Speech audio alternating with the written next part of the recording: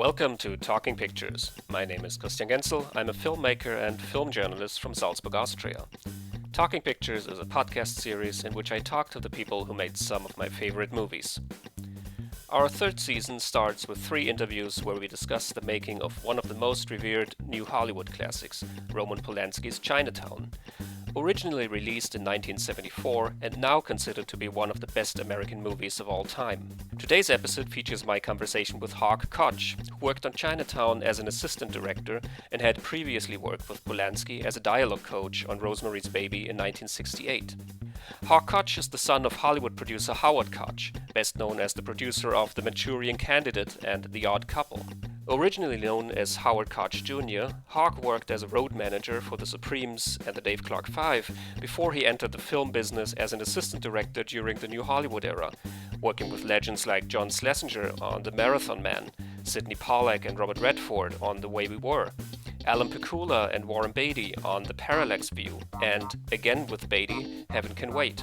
Hawk later became a producer who was responsible for terrific films like Wayne's World, SLIVER, Primal Fear, Keeping the Faith, and Source Code. Like his father in the late 70s, Hawk Koch served as the president of the Academy of Motion Pictures Arts and Sciences from 2012 to 2013. In our interview, Hawk remembers the shooting of Chinatown and working with Roman Polanski. He also has vivid memories of working on films like The Parallax View, Richard Rush's Getting Straight, or Peter Fonda's The Hired Hand. We also discuss Hawk's wonderful Hollywood memoir, Magic Time.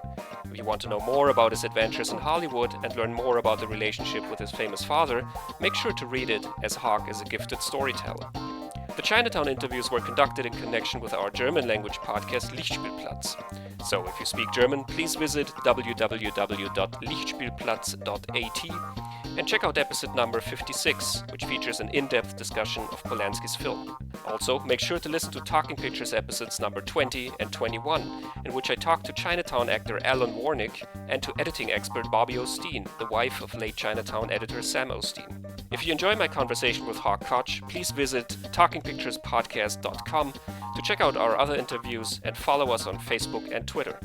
So without any further ado, here is Hawk Koch remembering the changes brought along by the New Hollywood movement.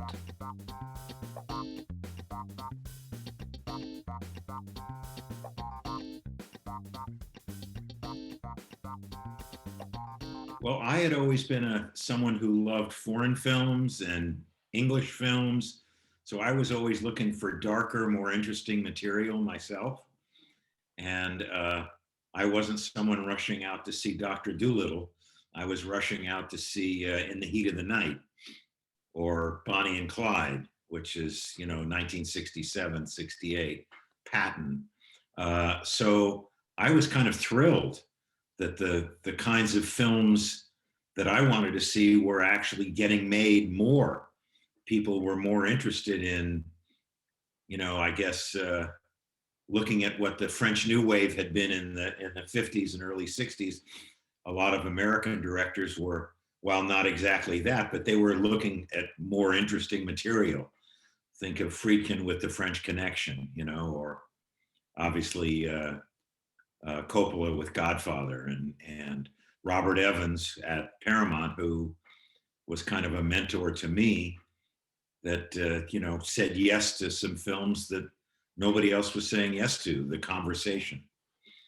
So it was an exciting time, and we were doing exciting films. I was lucky enough to be on a film called The Parallax View that Alan Pakula directed, which was kind of very dark. If any of your fans out there have ever seen it, but it opens with a kind of like a Warren Commission saying that, this assassination took place by one person. There was nobody else, and yet we know, watching it, that there was a conspiracy.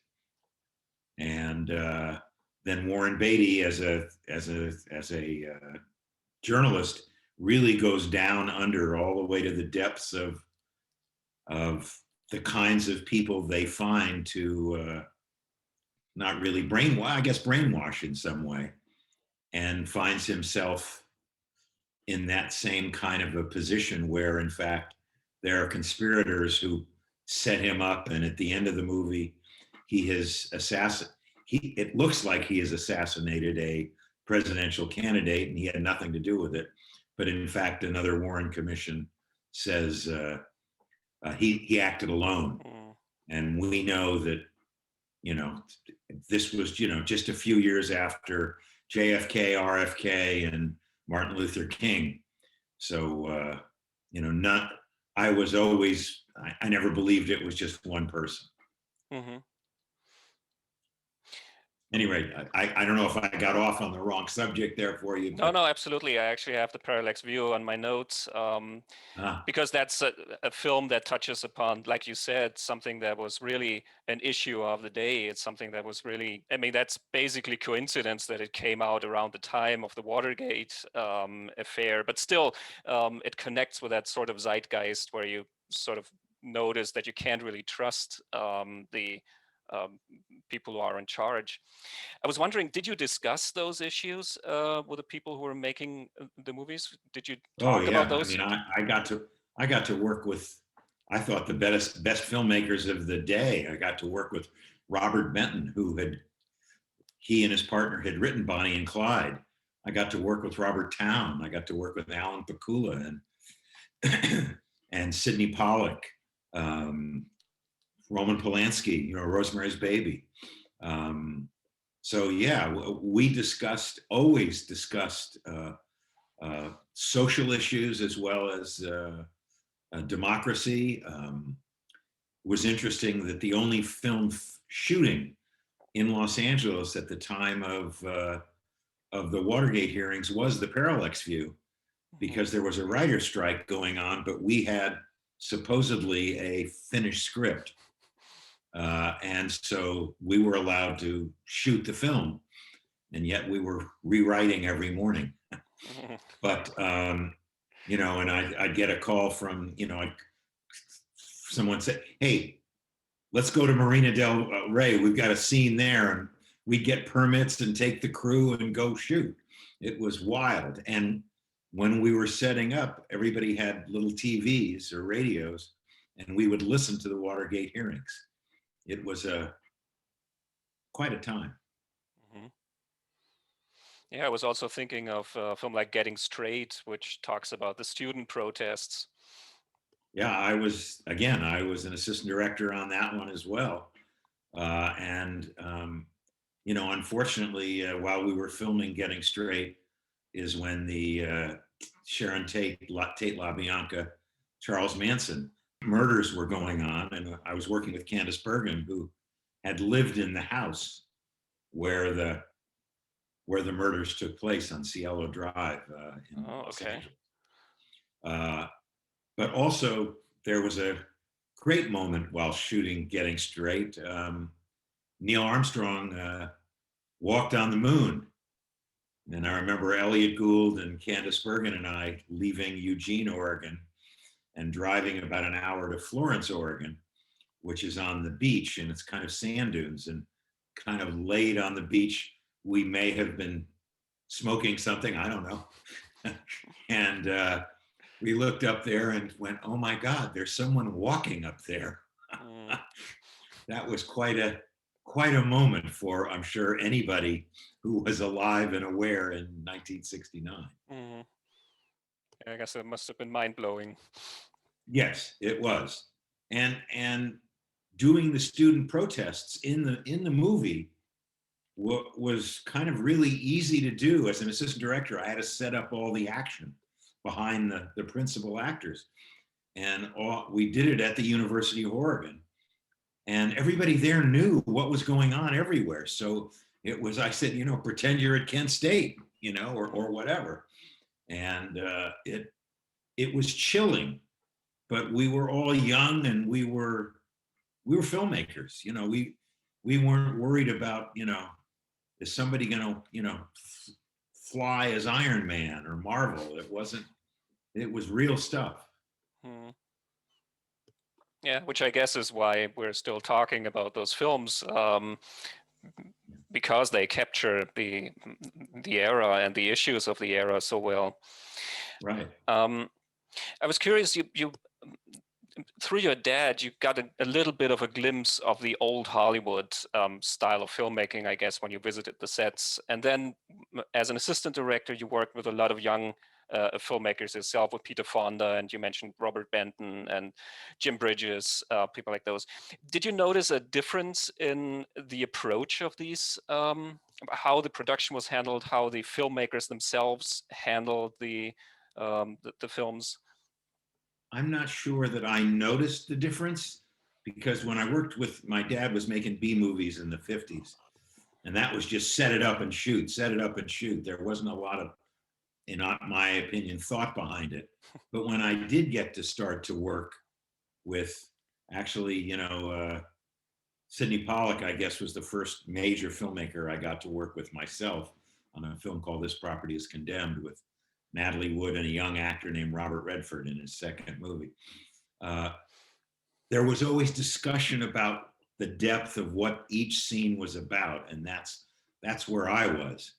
Even though I was doing the craft of assistant directing, I was always interested in the story. And I think even today, I have a grandson who's a film editor, and I'm always talking to him. When he was going to university, I said, take English classes.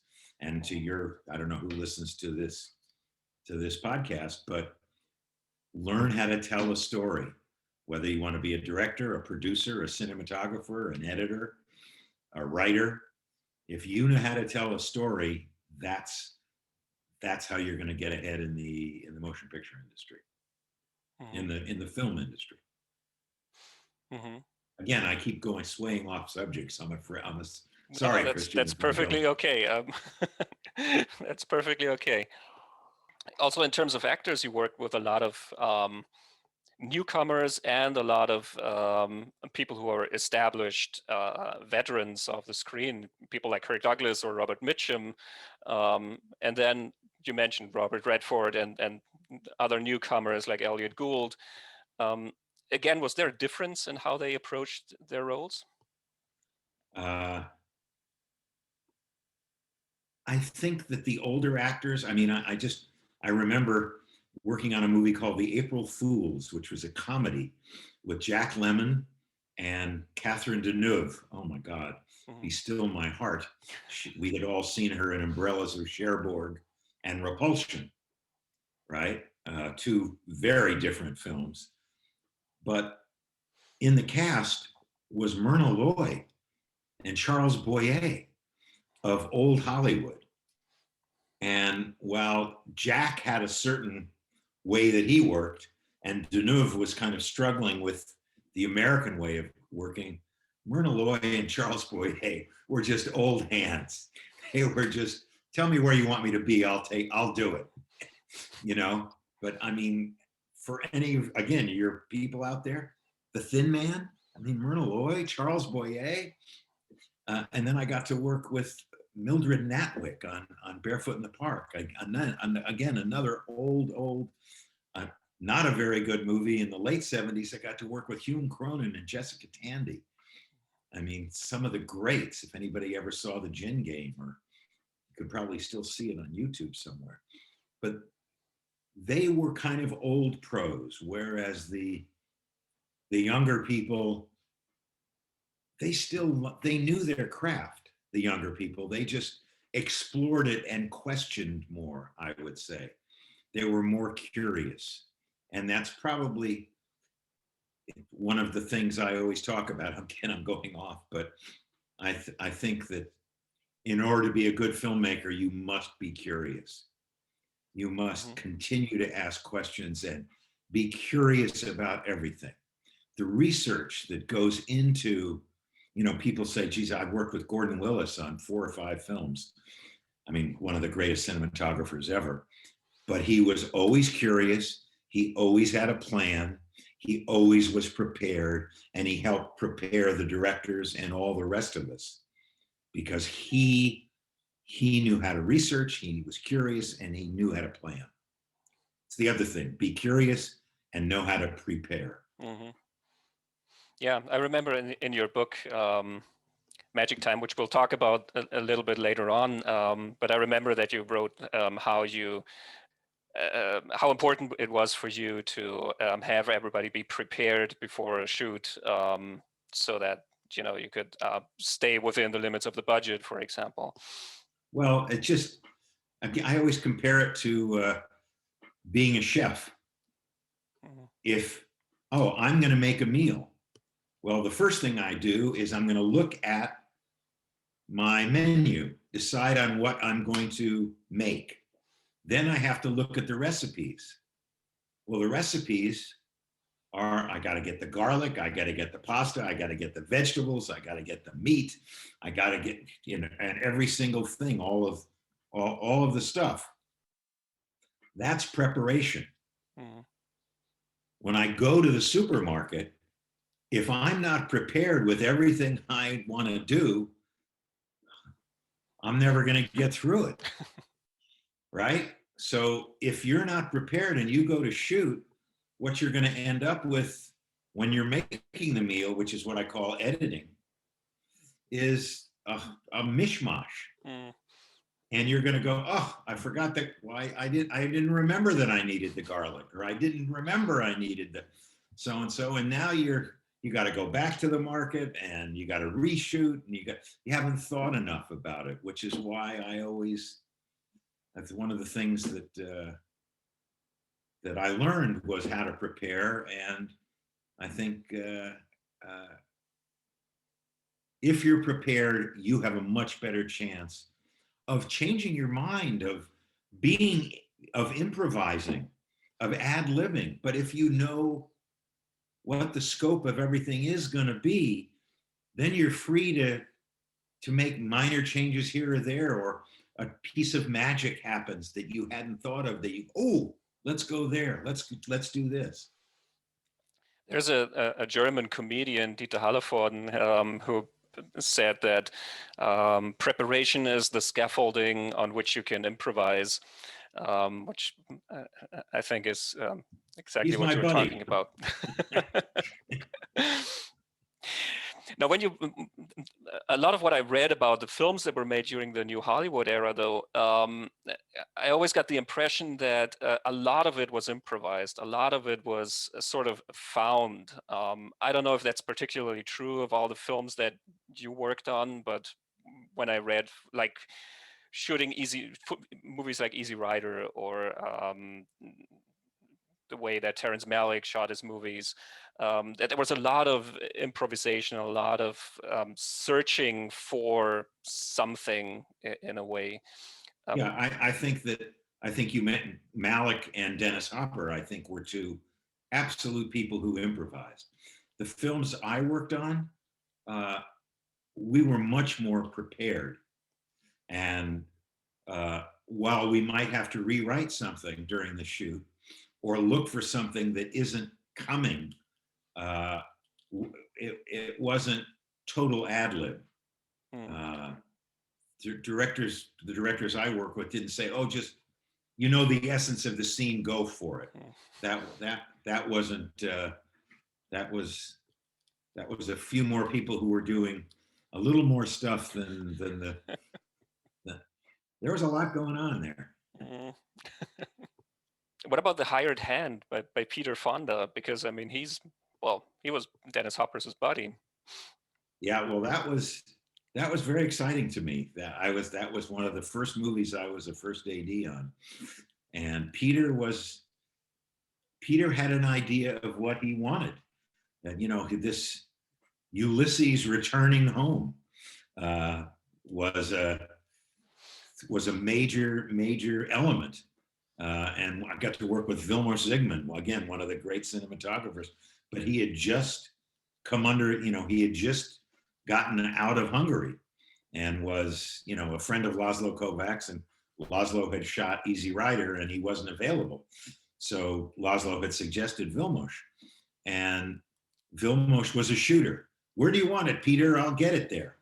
And Peter wasn't a director.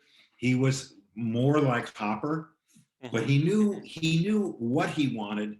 It's just he wasn't sure how to get there. And between he and Vilmos, Mm-hmm. hopefully and me with some suggestions, we were able to make a very interesting film, let's say. Mm-hmm. The end of the Ulysses coming home is a portion. There's a montage late in the film, and when we finished filming the movie, we had a horse trailer with 2 horses. Warren Oates, the actor, and Peter Fonda, the actor director, the cinematographer and the assistant, and the wardrobe costume designer, Dick Bruno, who became a big costume designer, and me. And we went all over New Mexico to sunrises and sunsets and sand dunes. I mean, it was phenomenal. That was really, you know, young filmmakers getting to do what we wanted. And it's a very interesting montage if you ever see the film. Mm-hmm. Yeah, I've seen it, and I Oh, think it's you know the montage I'm talking about. yeah, yeah. But that's, in Peter's mind, he was Ulysses coming home. Mm-hmm. It is a beautiful looking film, and it's one of the films where you, at the beginning of our conversation, you said that films were green-lighted that didn't stand a chance of being made a couple of years before that. I was thinking The Hired Hand is exactly a film like this, I guess. That was... Oh, of course, because Easy Rider was such a big hit. The people at the studios went, "Oh, Peter Fonda, this will be the next Easy Rider. We'll make it." You know, people had, I would say that in that era, studio executives still had to look at the bottom line. But if they were going to make 15 movies, 10 of them made financial sense. This movie star, this romantic comedy, or this, famous play or musical. But 5 of them, those studio heads went with their gut. And today, there aren't many studio heads who are even allowed to go with their gut. Everything is so pre-planned, and is this what quadrant, and how are we going to market it, and let's have a focus group first to see whether or not. And honestly, that magic doesn't happen. It doesn't happen by data. It happens. I mean, I made a silly movie called Wayne's World, but man, we caught lightning in a bottle. I mean, you just, as we did it, when Mike came up with, Queen and rocking his head in the car in rehearsal, everybody went, "Oh my God." And Paramount thought it was just going to be a filler, what they call a movie to put on in a week that doesn't do any business. Well, the first preview, people were roaring. You couldn't even hear the dialogue because they were laughing so hard. It's like Blazing Saddles. Those are studio heads, Alan Ladd, at Fox, who said, "Yeah, I believe in this filmmaker." And unfortunately, that's not happening anymore. Yeah, well, maybe there'll be another revolution like the New Hollywood at some point. I hope so. I pray. Well, I mean, all the films that are nominated and winning this year, all the awards, they're all basically independents. Even the movies from the studios, they're from Focus or from Fox Searchlight. They're not from, big Warners, big Universal, big Disney, Hard times. Yeah, it's true. I remember it was 10 years ago when I thought, well, I think I've seen enough comic book movies for a while now. And when is that ever going to play out? And then when I look back, that was 2010, and the whole thing hadn't even started at that point when you look at the production slates now. Well, I mean, just look at the Writers Guild just announced their awards last night. Promising Young Woman, which I thought was a phenomenal film, and Borat, 2, totally unique, original movies made, with the guts of somebody, at least, well, Borat really wasn't hard because the first one was such a success. They were waiting for him to do a second film. But Promising Young Woman, totally unique and original. And could never have been done before the Me Too movement. Have you seen Promising Young Woman? No, not yet. Unfortunately, no. Well, hopefully get yourself a chance to see it, because I think it's going to win a lot of awards. Mm-hmm. Yeah, sometimes the movies take a little while until they reach Europe. Right, right. So let's focus a little bit on Chinatown. I've heard of it. Yeah, little movie talking about independent movies. Not quite forgotten yet. Now, you worked with Roman Polanski before on Rosemary's Baby as a dialogue coach. Yes. And then you were brought in to be his assistant director on Chinatown. So how did you experience him as a director? What kind of director was he? There are directors who are brilliant with actors, and there are directors who are brilliant with camera movement or stuff. I found Roman to be the most interesting director I ever got to work with. He knew, again, preparation. He knew exactly, he saw his movie before, when he was arguing with Bob Town during the writing of the screenplay. He saw the movie. I loved working with Roman, and I wish I could have worked with him again. Never got the chance, although we talk every once in a while. But he had a vision more than anybody I ever saw. And I think because of his upbringing at the Polish Film School, he knew how to do everything. And he had a mind that figured things out, like it's in my book, but you know, the cutting of Jack Nicholson's nose in Chinatown. He wanted to be on Jack. He wanted to see the knife go into the nose, and he wanted to see it pull up and blood spurt out. And our special effects guys, our makeup guys, nobody could figure out how to do it. And Roman, and I can just visualize it. Okay, guys, okay, this is what we do. We have a hinge. We have a hinge on the end of the knife. And when you pull up, it hinges and snaps right back, and nobody's going to see it hinge. And then we put a little,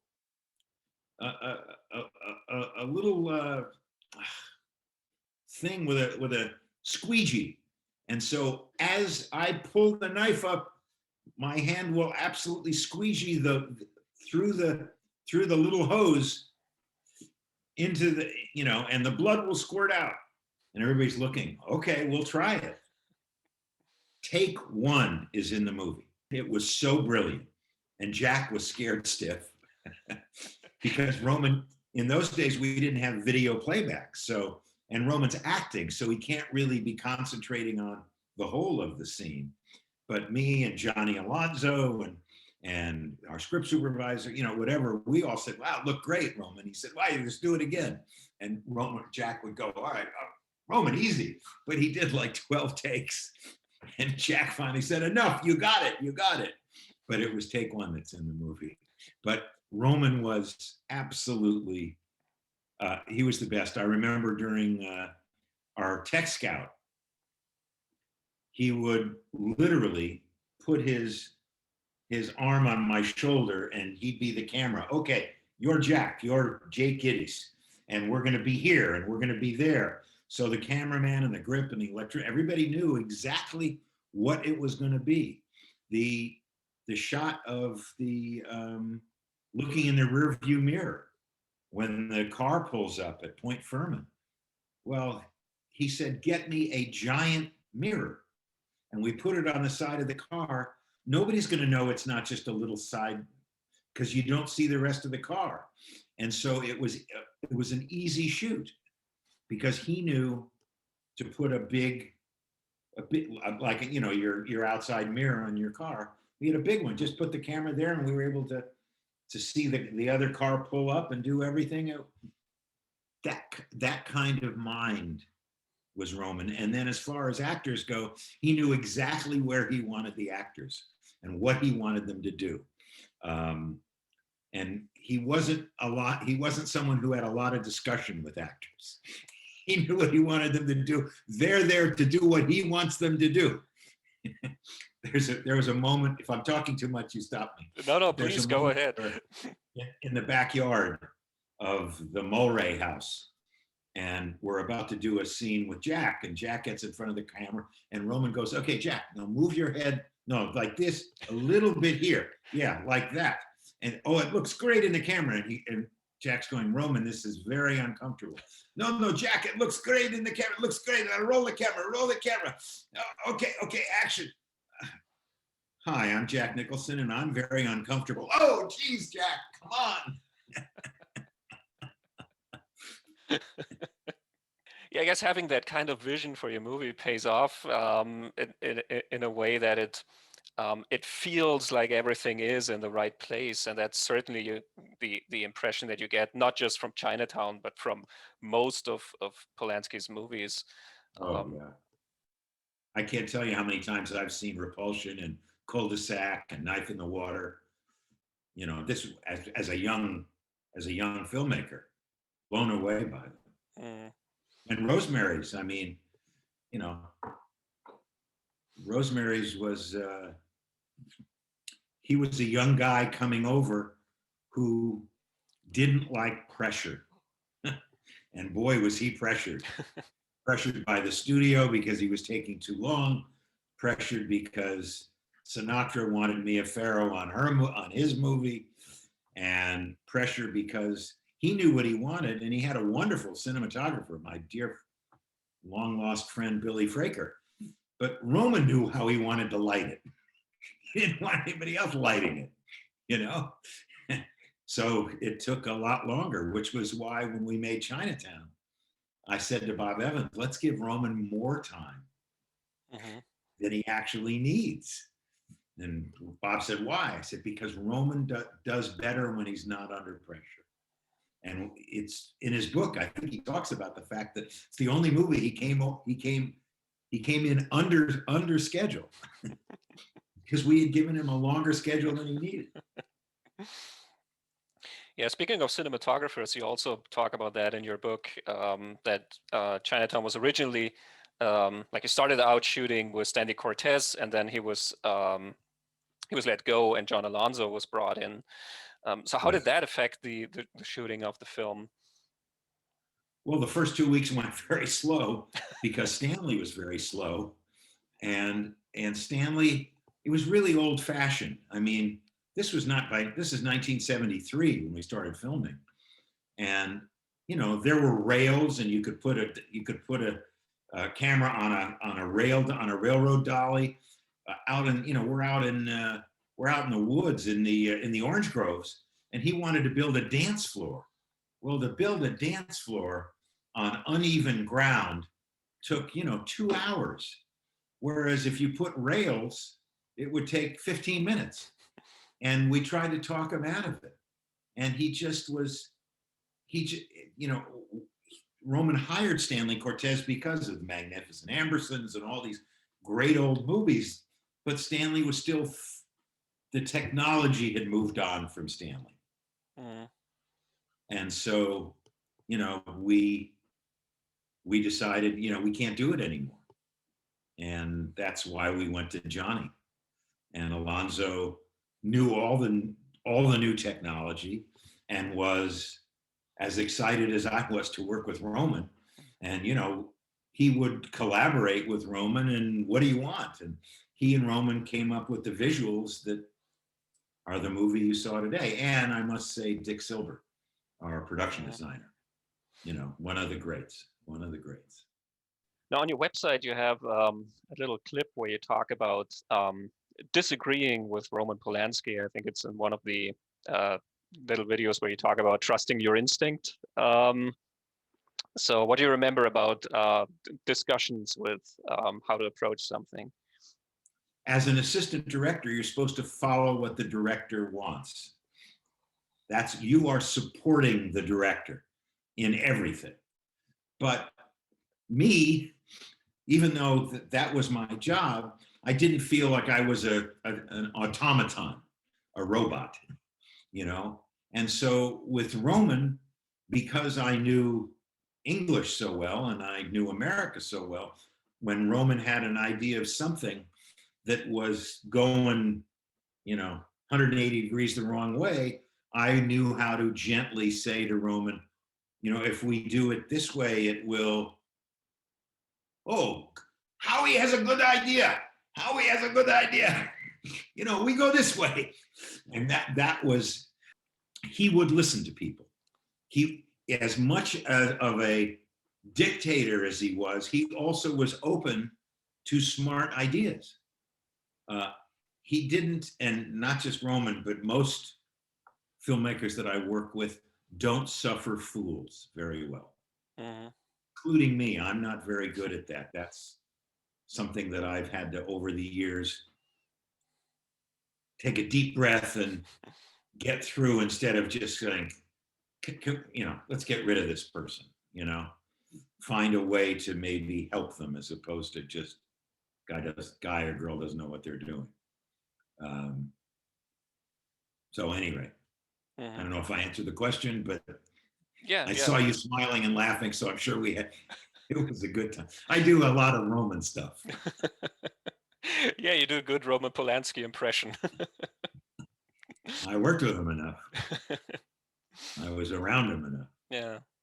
No, not as good as I do Bob Evans, though. Yeah, I do Bob Evans. Robert.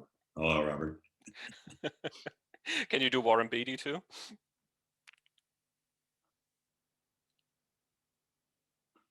Why? Why? Maybe. There's a great, the one woman that Warren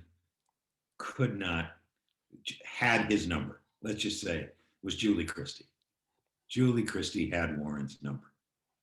And we're doing a scene in the film Heaven Can Wait, which hopefully you've seen, where Julie's character is going away from the big house. And Leo Farnsworth, Warren Beatty, who's Joe Pendleton originally, goes to her and says, listen, if you ever come across someone again, maybe even a quarterback, give that person a chance. And he gives her a kiss goodbye. Well, in the first rehearsal, he kind of went like that. And Julie said, well, Warren, is that how you're going to kiss me? I mean, you're supposed to be in love with me. Is that how you're kissing me? Well, no, Julie, it's just a rehearsal. Well, okay, I just want to know what you want to do, So the first take, he gives her this giant kiss. And Julie says, well, don't try and fuck me. Just give me a kiss.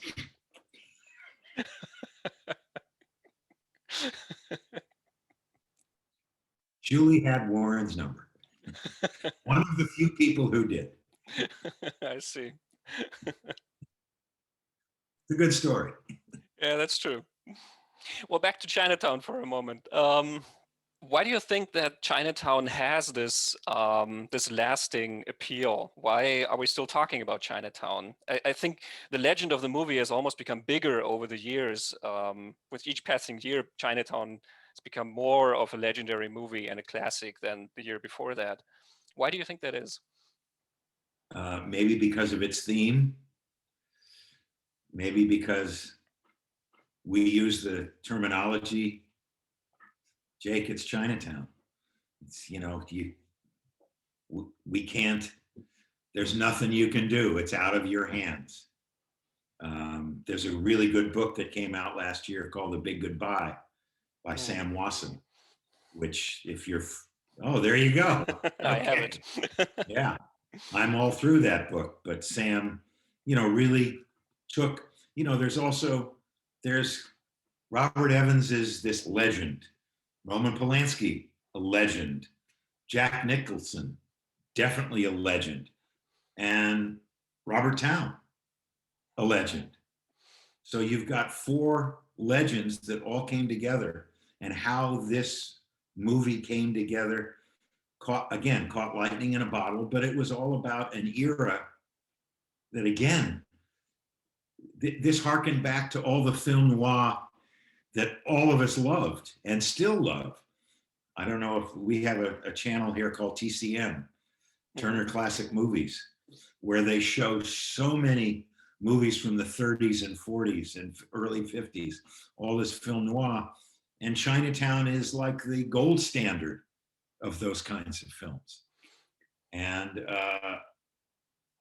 it's one of the, I mean, you know, people always say to me, what are your favorite films? Casablanca, Chinatown, Godfather 1, Godfather 2. Mm-hmm. I don't know how you top those 4. You know, I mean, yeah, and as far as comedies, I got to go with Young Frankenstein. Absolutely. And Dr. Strangelove, sorry. Yeah. You can't fight in here. This is the war room, and put the candle back. 2 of the most brilliant scenes in American movies. The Kindle back. But I don't know if I answered your Chinatown story, but it is one of the greats. And, you know, we still talk about It Happened One Night. Mm-hmm. We still talk about Citizen Kane. We still talk about Godfather 1 and 2. Dr. Strangelove, and the ones, Casablanca. They're all there, you know. The Graduate. Yeah.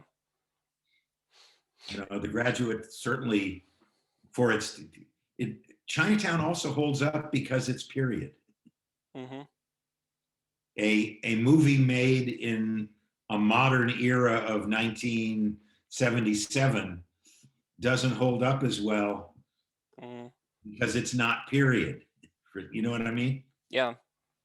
And it's interesting that so many of the new Hollywood pictures are indeed period pieces, not just Chinatown, but Bonnie and Clyde and Boxcar Bertha, or the Last Picture Show, Paper Moon. So many of those movies play in a different era, and they sort of pick up genres that were popular a long time ago, like the film noir. I did a movie called Peggy Sue Got Married. Yeah. Harkening back to 1960 to all those people who loved it. But yeah, no, I think you're able to get away with stuff in a period film because you're able to research it and really look at what was happening at that time.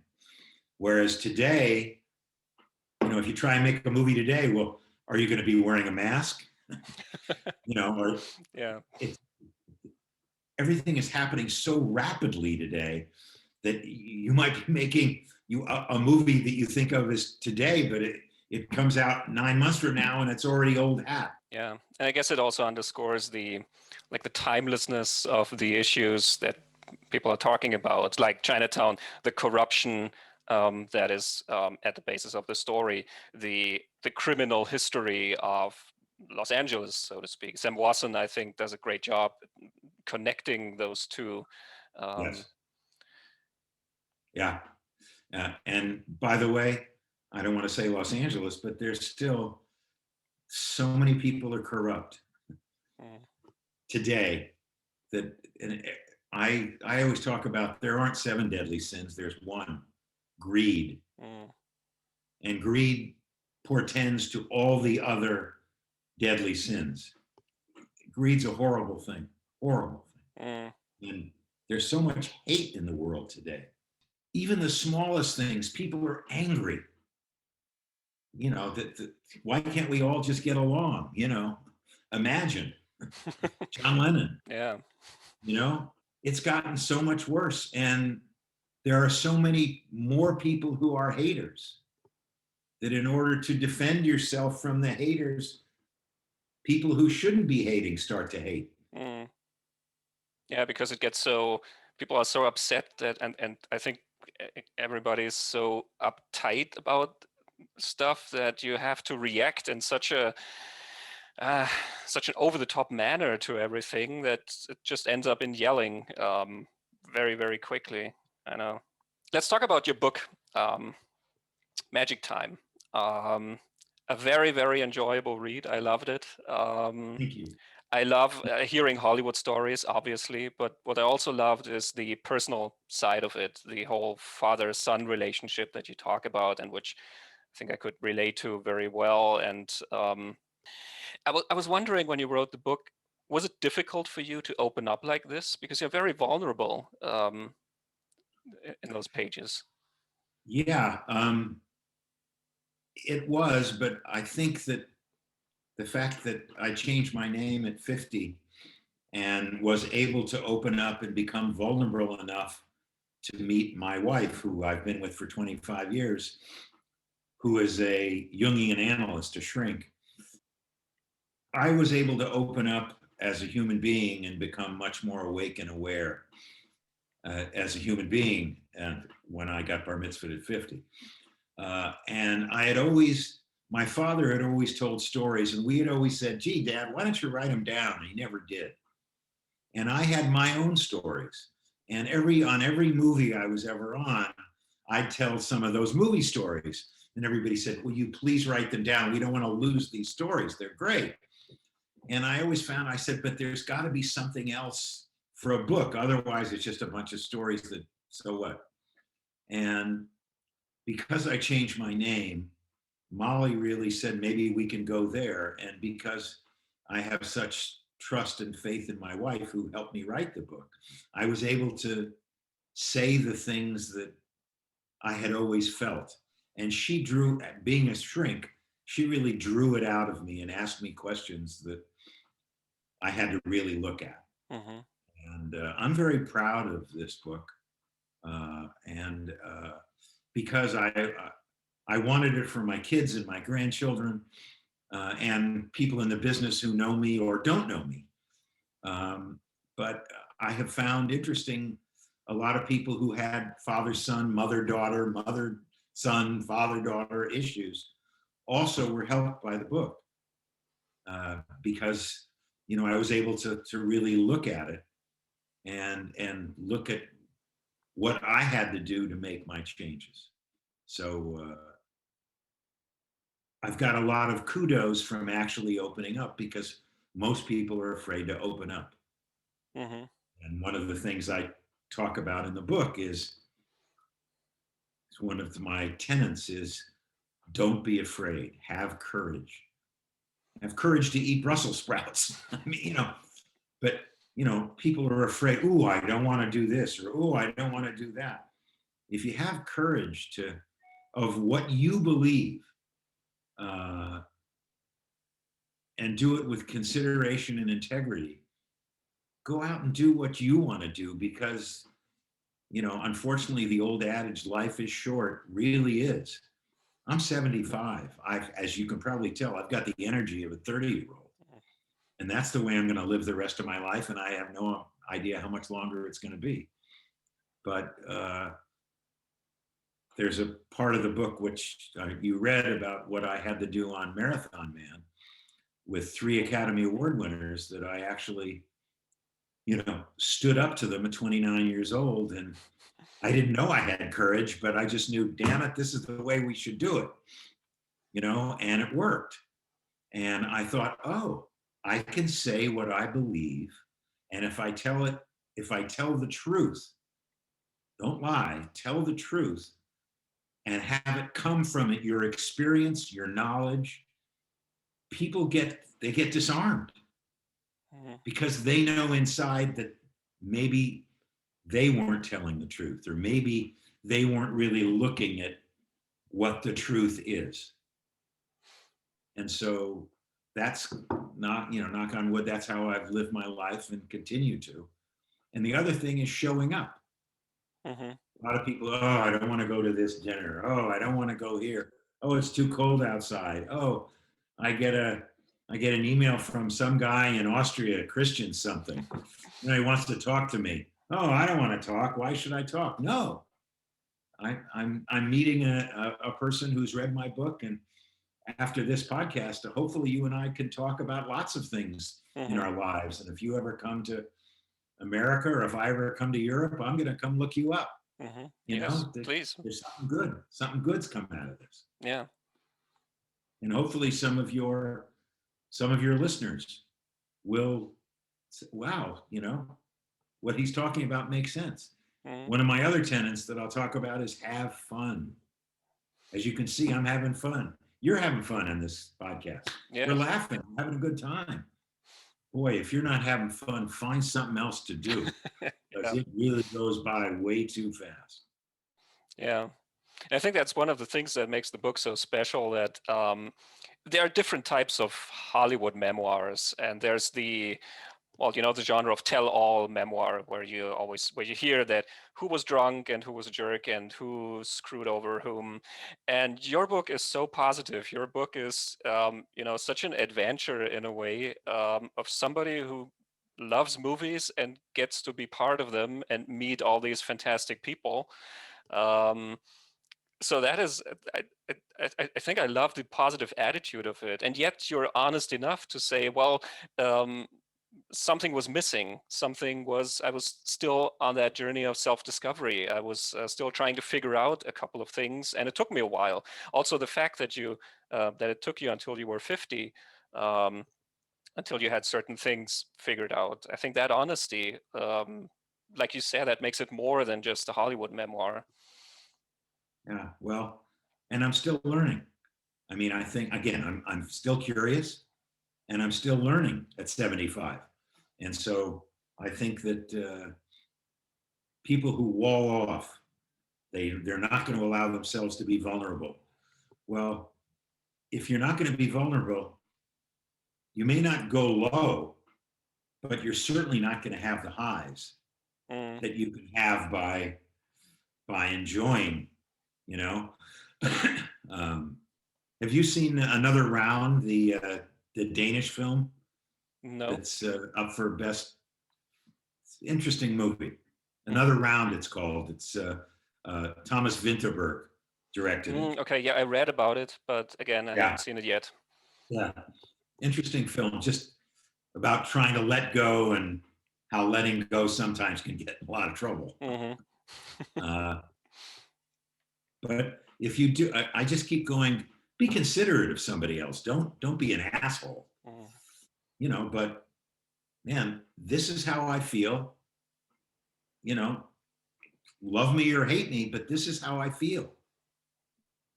Oh, okay. So then they know where you're at. Then they can make their decision and you can make your decision. You know, I think it was Walt Whitman who said, if you make one friend in your life, you know, one, that's amazing.